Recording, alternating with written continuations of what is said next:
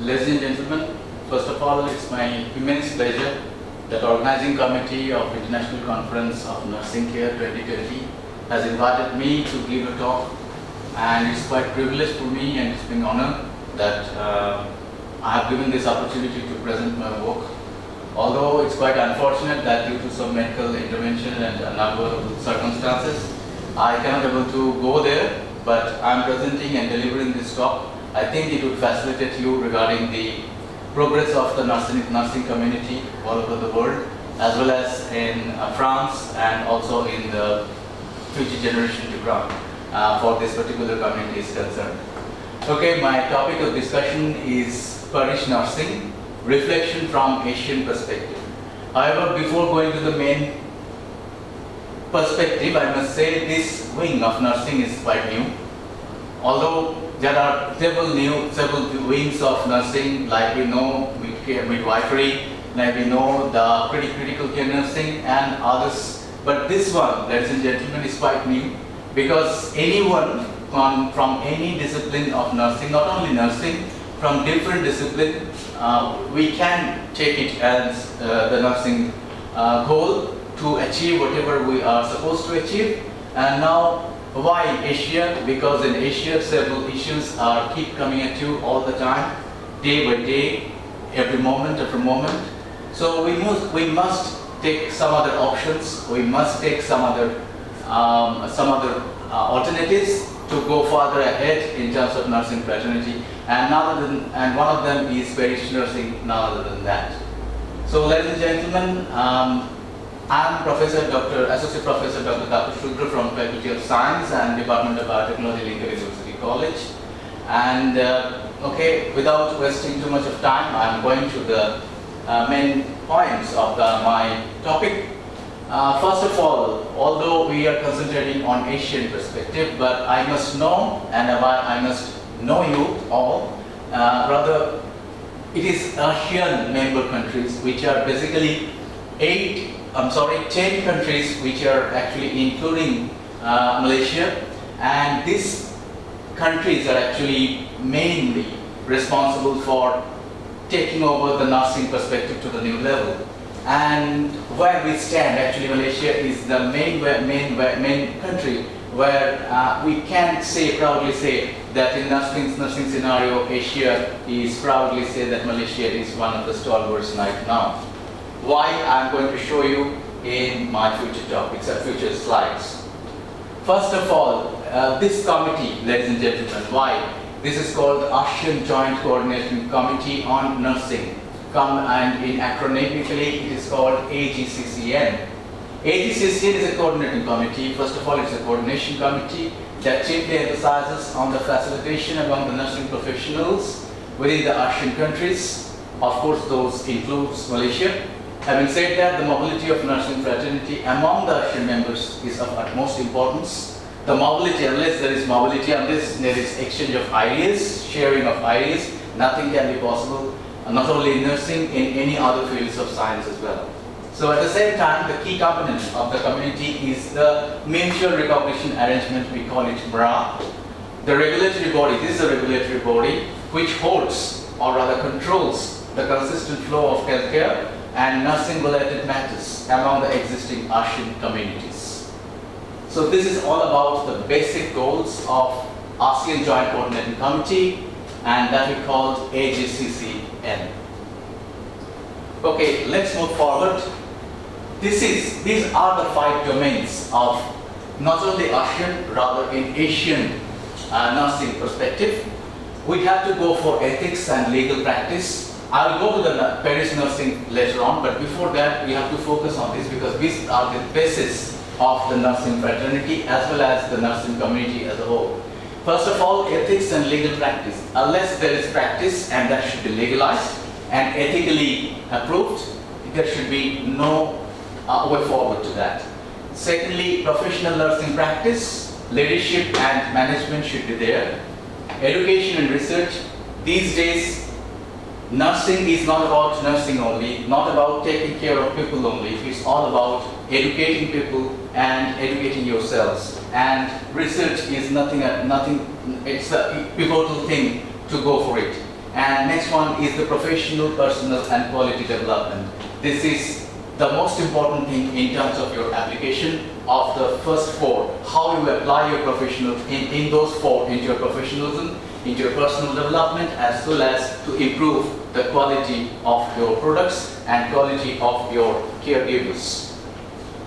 So these are the policies of highest priority as per HSCCN. And now, what are these policies? Basically, we have to stick on the 6 policies. First of all, temporary licensing. This is extremely critical because we know diseases keep coming at you in the population, in the community, but nurses are not so much in and around. So we must take into account that foreign nurses should be also taken in from other countries, other regions, but there should be a temporary licensing. And this temporary licensing is of critical importance. Essential requirements for continuous professional development that we call CPD, how the nurses, including the locals as well as the foreigners, they are contributing. That should be a critical criteria for the development of the CPD. Secondly, thirdly, registration for licensing requirements. There should be a benchmark, there should be a criteria under which all the nurses should register themselves to take forward the nursing fraternity as a whole. And now, tenure of license and extension. You have to always monitor the nurses whether they're capable of, or rather their tenure is capable of extension, or the license is capable of extension.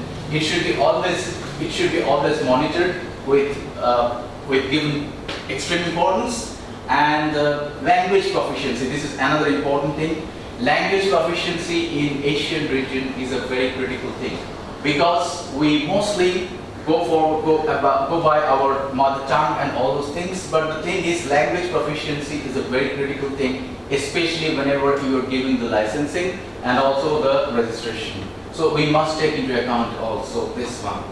Monitoring processes and evaluation techniques. Again, I am telling you that monitoring process is a critical thing. Unless and otherwise you monitor, you cannot do anything, whether you are really going towards the benchmark, whether you are really violating the benchmark. So you have to constantly monitoring the processes in every field of nursing, including what I am talking now, parish nursing. Later on, I am going into it. So, ladies and gentlemen, please look at these particular points, 6 policies, which we should take into account not only from Malaysian perspective, but globally as well. So this particular slide will show you how the HSCCN is working in tandem in different countries, and this is called the international mobility designing. And this is called international mobility designing. We have 3 different mobility designing: qualifications framework, quality assurance, qualification recognition. Whenever we are talking about these 3, we have to have 3 different levels. Whenever we are talking about qualifications framework, you have to go for the levels, how in terms of level the learning outcomes are coming out, and finally the pathways involved in it. Second thing, quality assurance, standards, regulation and evaluation. These are all should be critically evaluated and monitored periodically. And finally, qualification recognitions. Whenever you are talking about qualification recognition, it should be always outcome based. Substantial difference should be there. And finally, comparability. How can we compare that our quality, our recognition of our quality is really of good value or not? So there should be a proper tool to compare the quality and as well as the quality recognition. So, ladies and gentlemen, this is the working protocol of HSCCN right now in terms of nursing fraternity from Asian perspective, and not also of ASEAN regions or the 10 ASEAN countries. This is the current status of nursing fraternity in core Asian countries, and we proudly say, you can see from the table, and that's why I highlighted with the red color, that Malaysia is the only one maintaining all the different criteria to be maintained, because this is the only country, along with, I guess, only country here in Malaysia, that is Malaysia, is actually controlling rather doing the same thing in terms of education, in language proficiency, licensing of the nurses or caregivers, counsel, research, and so on and so forth. So this is altogether, although I am actually showing you the Asian perspective, but Asian scenario is almost the same. But again, I'm telling you, we are really proud. Rather, I'm also really proud that I'm actually teaching, and as well as I'm involved in Malaysian nursing as well as in other associated fields. But this is the current statistics I'm showing you. That by the look of it, after going through it, you can be able to understand what is the nursing scenario of Asian countries currently, just at a glance.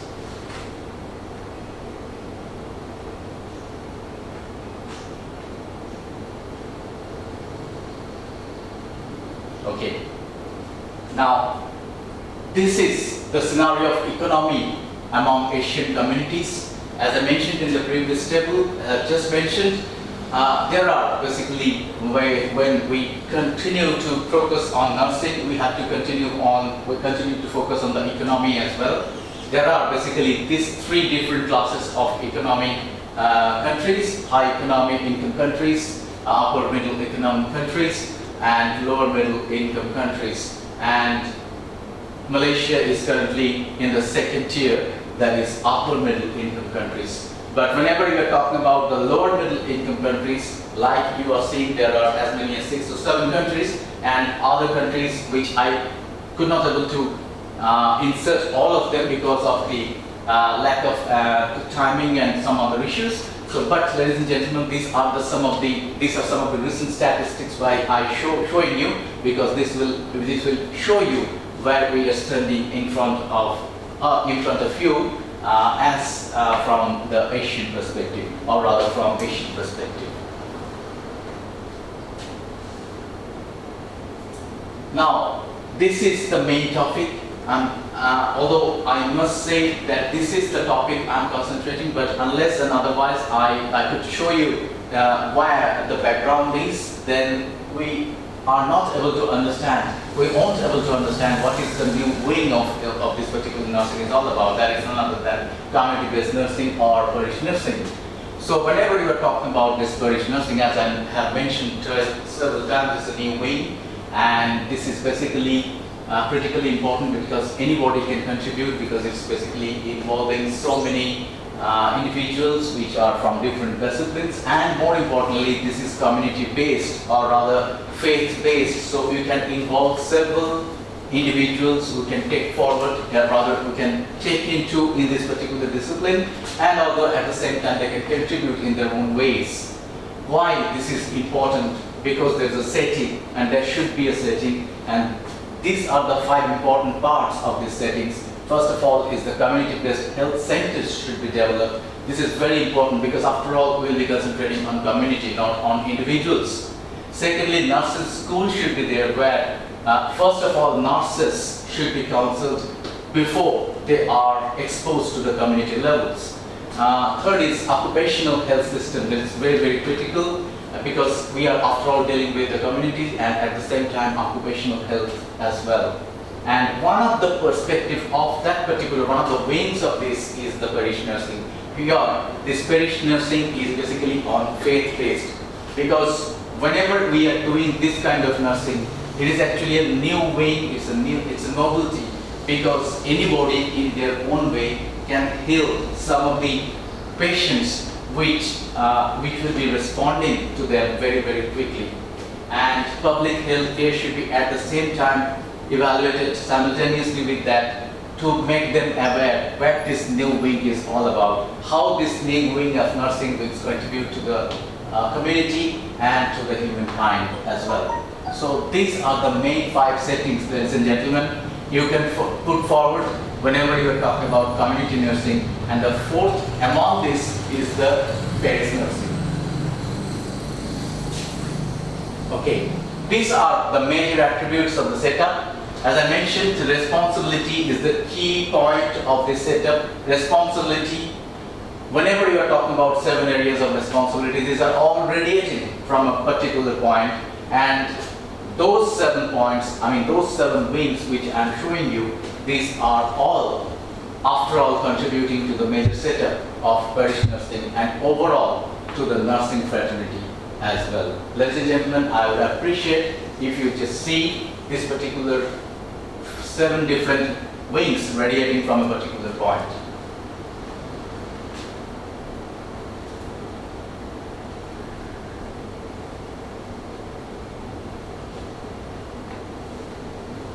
Okay, let's move on.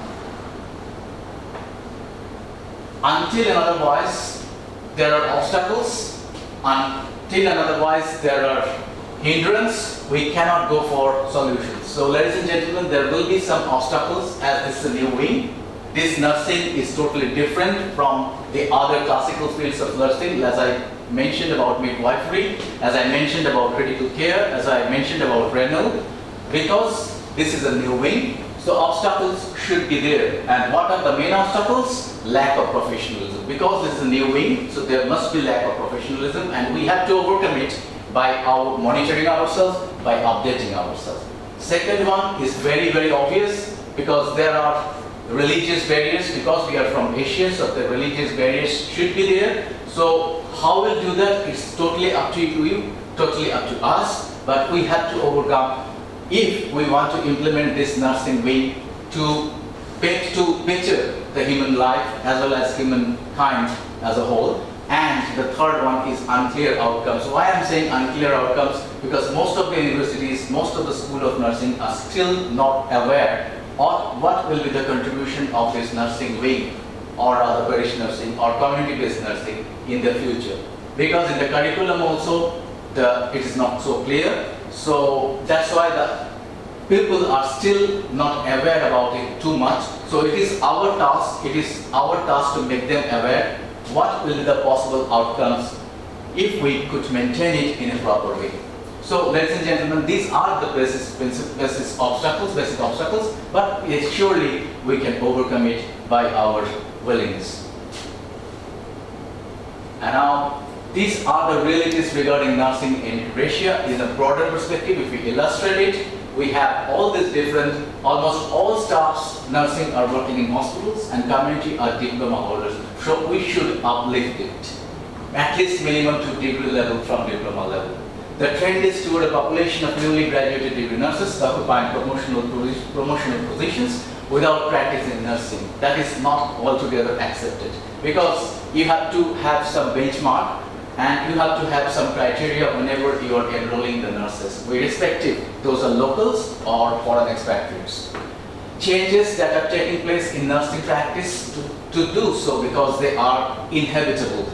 Although again I'm telling you, due to lack of staff, due to lack of financial infrastructure, we sometimes have to be lenient, but not for all the time. So you have to benchmark, you have to have a benchmark which should be set in order to seriously think about it. And nursing hardly these days in Asia, I'm telling about Asian perspective, nursing hardly plans for such chance. So this is one of the main obstacles we can say. Now standards for nursing practice, although not available on the internet, have been written but highly probable that they are not being enforced. This is another important issue. Whenever you are doing something in the curriculum that this is your syllabus or this is your thing, you have to implement it, not only on the paper, rather it should be implemented in practice. So quality improvement initiative, that is activities carried out by nursing organizations to evaluate and improve the quality of client care service provided to all clients, might have been done only through ISO initiatives. ISO is altogether global now these days, but still some of the Asian regions, this is not taken care of, these are not taken care of seriously, so we have to implement it in order to achieve the best possible outcomes in Asian perspectives. And these are the main, now I'm talking about why this wing is very critical, because this wing can contribute in terms of research as well. So key attributes is first conducive environment, where the nurses are doing their practice in hospitals, in clinics, or wherever they are working, and at the same time, together with the work, they should go for research, and that eventually will give you the clear-cut picture where we stand. So the attributes are basically of conducive environment, the favorable environment, and how this favorable environment will eventually contribute in terms of research. This is another wing of nursing, that is Southeast and East Asian Nursing Education and Research Network, that is called SINERN. They have their individual goals as well. The need for nursing standards across the region, this is the principal goal they are maintaining. How to standardize the nursing across the region, enhancing the primary health care, encouraging the field studies, especially towards the nurses. They are exposed more these days to go to the community, to go to the people, to read their mind. And now nursing and nursing faculty shortage is very critical in Asia. That's why within the Asian regions also, people are migrating from one area to another area in terms of money, in terms of facilities, whatever. And finally, health equity. Health equity is also a critical thing to take care of. This is a very, very important and staggering statistics. That's why I'm showing you that with the latest reference of World Health Organization 2017, Malaysia would require 1,030,000 nurses at least by 2020 to make all the areas covered. Although, ladies and gentlemen, I have showed you that Malaysian nursing structure is good enough right now to hold the community as a whole, but still this is a lacking statistics I'm showing to emphasize how this new wing will be contributing to the nursing fraternity as a whole. Ladies and gentlemen, the figure is not so meager, it's really, really staggering. These are some of the futuristic strategy. Before I end, I can continue with this. Community-based nursing education should be taken care of very well. Asian countries need to strengthen their collaboration with the foreign collaborators like the Europeans one.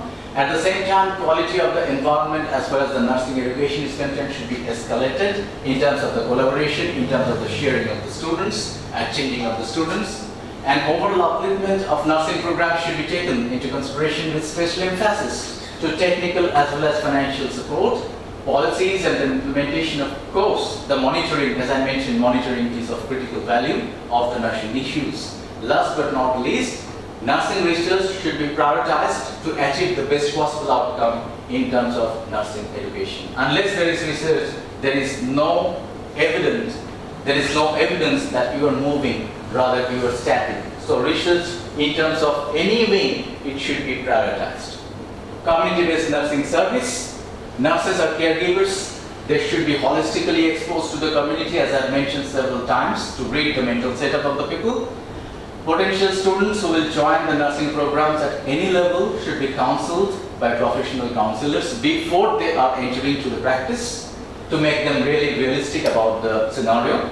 A robust strategy must be adhered to the retention policies concerned with subsequent impetus to the employee environment, and specializations such as midwifery, critical care nursing should be subjected to greater heights, as these are the most crucial facets of modern nursing, not only in Asia, globally as well. Now, ladies and gentlemen, here I'm trying to say that along with midwifery and the critical care, these parish nurses also should be intercalated, and the contribution will be then more sizable. Community-based nursing communication. Unless there is communication, there will be no ideas exchanging. So there should be always routinely exchange of the ideas, advanced thinking among the university and college levels. And lastly, nursing students, irrespective of the level, should be regularly exposed to scientific sharing, like the workshop, conferences, seminars, if possible to not only to locals, if possible to abroad as well. These are some of the references I have taken for preparing this particular slide. And before I end, I must say that fluorescent nightingales are still there in Asia as well, who would show us the light again with the lamps aglow. Thank you, ladies and gentlemen, for your kind listening. Thank you.